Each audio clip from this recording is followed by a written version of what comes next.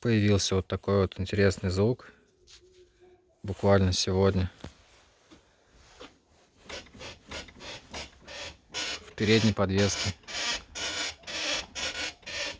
и при раскачивании автомобиля.